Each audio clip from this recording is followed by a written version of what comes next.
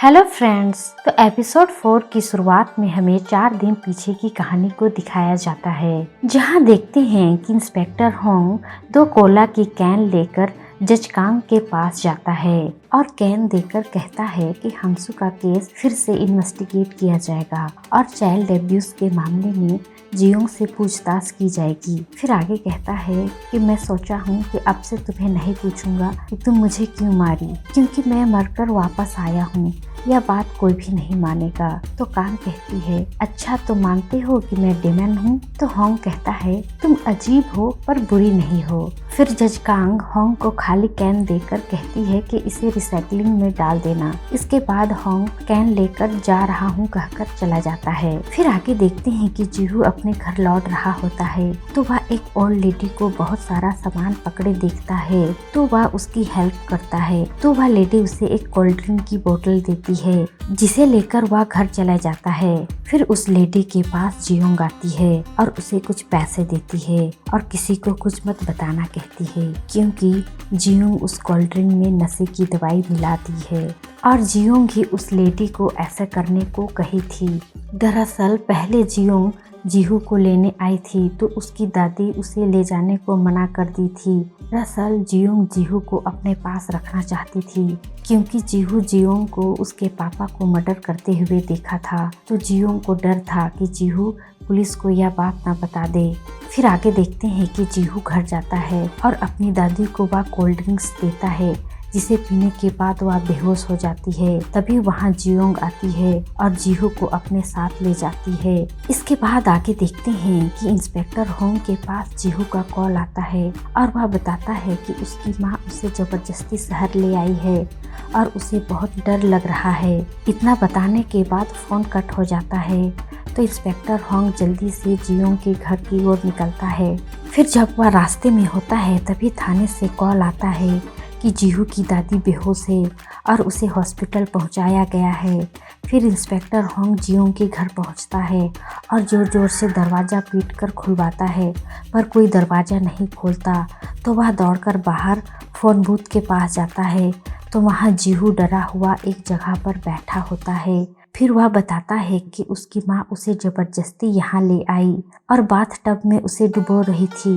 तभी उसके पास किसी का कॉल आया तो वह जल्दी से बाहर चली गई और मैं बाहर आ गया। दरअसल जब जियोंग जीहू को डुबो रही थी तब मांडू अपना वॉइस चेंज कर कॉल किया था और उसे बोला कि उसके पास उसके दोनों पति को मारने का सबूत है। तो यह बात सुनकर जियोंग डर जाती है और जल्दी से वह मिलने के लिए निकल जाती है। इसके बाद आगे देखते हैं कि जियोंग उसी झील के पास जाती है जहां हांसू को मारी थी। फिर झील के अंदर से ही गाड़ी चलाते हुए कांग बाहर आती है और यहाँ कहानी वापस प्रेजेंट में आती है, जहाँ हमने पिछले एपिसोड के लास्ट में देखा था। तो आगे देखते हैं कि कांग खंजर निकालकर पूछती है कि जीहू कहाँ है। तो जियोंग बताती है कि वह सुरक्षित घर पर है। तो कांग झूठ बोलना गलत बात है कहकर जियोंग को मारने के लिए खंजर उठाती है, जिसे जियोंग बहुत डर जाती है। तो कांग खंजर नीचे करती है। फिर पूछती है, तुम स्वीकार करती हो कि तुमने ही अपने पति हंसू को मारी? तो जियोंग नहीं कहती है। तो कांग जियोंग को 2-4 झापड़ लगाती है। इसके बाद उसे अपनी माया की दुनिया में ले जाती है और वही सब कुछ उसके साथ करती है जैसा वह हंसू के साथ की थी, जिससे वह पानी में डूबकर मर जाती है। इसके बाद वह वापस असली दुनिया में आ जाती है। तो कांग फिर से पूछती है, क्या तुम मानती हो कि तुमने ही हंसू को मारी? तो जियोंग पैर पकड़कर हाँ कहती है। फिर कांग कहती है, क्या तुम ये भी मानती हो कि तुम अपने पहले पति को भी मारी? तो जियोंग कहती है, वह एक एक्सीडेंट था। तो कांग 2-4 तमाचा फिर से जड़ती है, जिससे जियोंग कहती है वह सब बताएगी तो क्या वह उसे छोड़ देगी? तो कांग कहती है, मुझे सब कुछ बताओ। फिर जियोंग बताती है कि उसका पहला पति बूढ़ा था पर उसके पास बहुत पैसा था, तो वह रोज उसे ऐसे दवाई देती थी जिससे वह धीरे धीरे अंधा हो गया। फिर उसे हाइकिंग के लिए ले गई और पहाड़ के ऊपर से नीचे ढकेल दी, जिससे उसकी मौत वहीं पर हो गई। पर पुलिस जब देखी कि मैं एक स्कूल टीचर हूँ तो वह मुझ पर शक नहीं की और उस घटना को सभी एक्सीडेंट मान लिए। यह सुनने के बाद कांग जियोंग को फिर से अपनी माया की दुनिया में ले जाती है और फिर से वही सब कुछ करती है जैसा वो अपने पहले पति के साथ की थी।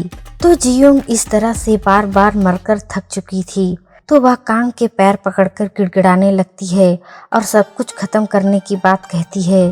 तो कांग उसे खंजर मार देती है और गेहन्ना का ठप्पा लगाकर हेल भेज देती है। इसके बाद हेल से सफाई कर्मचारी आते हैं और पूरी जगह को सफाई करते हैं और कांग को भी क्लीन करते हैं। इसके बाद लाश को एक बैग में भरकर पुलिस स्टेशन के बाहर रख देते हैं और ऐसा इसलिए करते हैं क्योंकि कांग के मन में अब इंस्पेक्टर होंग के लिए फीलिंग्स आने लगी थी। तो वह चाहती थी कि लाश देखकर इंस्पेक्टर होंग को कांग के ऊपर शक हो और वह फिर से उससे पूछताछ करने के लिए उसके पास आए। तो अगली सुबह पुलिस को लाश के बारे में पता चलता है। तो देखते हैं कि मून की तरह जियोंग के माथे पर भी गेहन्ना का ठप्पा लगा है। तो इंस्पेक्टर होंग को कांग के ऊपर थोड़ा शक होता है और इधर देखते हैं कि कांग अपना मोबाइल बार बार देखती है क्योंकि उसे लगा था कि लाश देखकर इंस्पेक्टर होंग उसे जरूर कॉल करेगा। तभी ऑफिस से दूसरी वर्कर आती है और उसे बताती है कि चीफ उन्हें बुलाए हैं। तो कांग चीफ के ऑफिस जाती है तो वहाँ असेंबली मैन मिस्टर वॉन आए होते हैं। तो वे कांग को शाम के डिनर के लिए अपने घर इनवाइट करते हैं। तो कांग शाम को डिनर के लिए मिस्टर वॉन के घर जाती है और वहाँ मिस्टर वॉन से पूछती है कि उसे कुछ याद नहीं है। तो मैं जानना चाहती हूँ क्या मेरे पेरेंट्स जिंदा है क्योंकि कोई मुझे कॉल नहीं करता। तो वे बताते हैं कि तुम्हारे पेरेंट्स 5 साल पहले अर्जेंटीना चले गए और तुम्हारा बड़ा भाई जापान के एक बड़े रेस्टोरेंट में शेफ है। फिर मिस्टर वॉन पूछते हैं कि पॉलिटिक्स के बारे में क्या सोचती हो। तो कांग कहती है क्या मैं पहले पॉलिटिक्स में इंटरेस्टेड थी। तो मिस्टर वॉन के बेटे जीसुन कहते हैं कि पापा तुम्हें अपना पॉलिटिकल सक्सेसर बनाना चाहते हैं। तो कांग कहती है कि अपने खुद के संतान हैं तो वे मुझे क्यों। तो मिस्टर वॉन कुछ जवाब नहीं देते। फिर आगे देखते हैं कि जज कांग को पूछताछ के लिए थाना बुलाया जाता है। तो कांग खुश होकर थाने जाती है। फिर पूछताछ के बाद जब इंस्पेक्टर होंग वापस जा रहे होते हैं तो कांग भी उनकी वैन में बैठ जाती है और घर छोड़ने को कहती है। तो रास्ते में होंग कांग को अपना खंजर दिखाने को कहता है। तो कांग कहती है कि उसका इन मर्डर्स में कोई हाथ नहीं है क्योंकि यदि वह इनको मारी होती तो वे भी वापस जिंदा हो जाते क्योंकि तुम तो वापस जिंदा हो गए हो ना। तो होंग थोड़ा सोचने लगता है कि शायद ठीक ही कह रही है।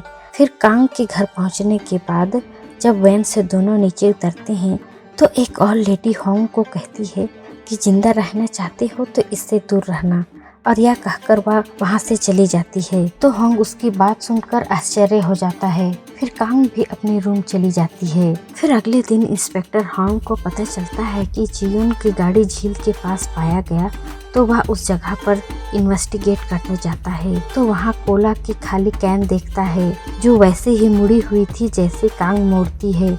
तो यहाँ फिर से इंस्पेक्टर होंग को कांग पर शक होने लगता है और दूसरी ओर देखती हैं कि जीहू के पास स्वर्ग से एक पोस्टमैन आता है और जीहू के लिए उसके मम्मी पापा का लेटर देता है। तो जीहू कोई ऐसे ही भेजा होगा सोचकर पढ़ता है पर लेटर पढ़कर रोने लगता है। फिर पोस्टमैन पूछता है तुम्हारे पेरेंट्स के लिए कोई संदेश भेजना चाहोगे। तो जीहू कहता है कि वह दादी का ख्याल रखेगा और वह ठीक है। इतना कहकर वह रोने लगता है। फिर देखता है कि वह पोस्टमैन गायब हो गया। तो उसे एहसास होता है कि यह लेटर सच में उसके पेरेंट्स का ही है। दरअसल जज कांग ही स्वर्ग जाकर जीहू के पेरेंट्स से मिलकर जीहू के लिए लेटर भिजवाई थी ताकि जीहू को अच्छा लगे। फिर आगे देखते हैं कि कांग अपने घर पर होती है। तभी उसकी रूम की ऑनर आती है और उसे केक देती है। इसके बाद सामने वाले रूम से इंस्पेक्टर होंग निकलता है। तो होंग को अपने सामने वाले रूम में देखकर कांग मन ही मन बहुत खुश होकर पूछती है तुम तो बोले थे कि अब मेरे पीछे नहीं आओगे। तो होंग कहता है पर अब मैं आपको जानना चाहता हूँ। तो यह सुनने के बाद कांग